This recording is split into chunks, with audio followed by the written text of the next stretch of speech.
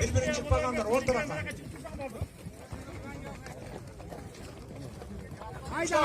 Makamını aç. Ya atlan koyma. Hadi işte yok ama. Hadi yapalım. Atlan satayım. Hadi bakalım. Hadi yapalım. Hadi açılmayan kadar. Dur. Ver kolu. Hadi usta makam usta oradan. Hadi. Tart Bayaz tart. Tart Bayaz tart.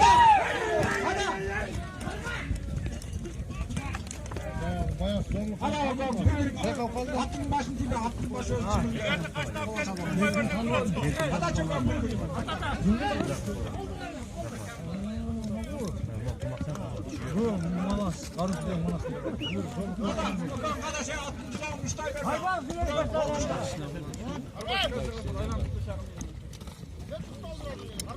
Tart Bayaz tart.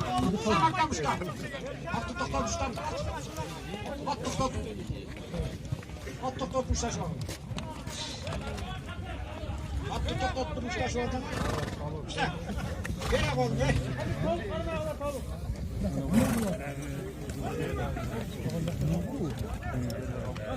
At tutmuş arkadaş var. Öyle at tutmuş. Yaman gibi ne hocam? Allah bek.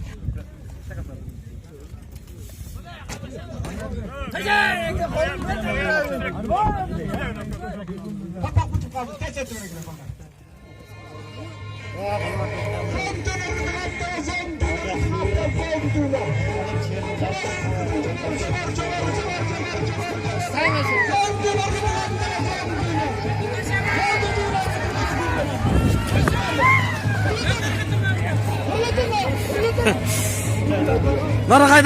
Nara kayda. Cılba.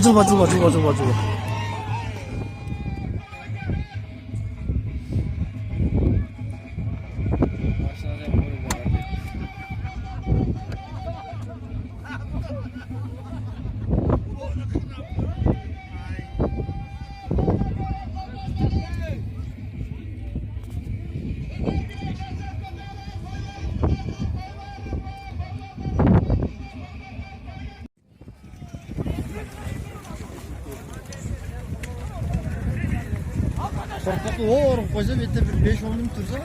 Çıkma şimdi sana şey. Hey!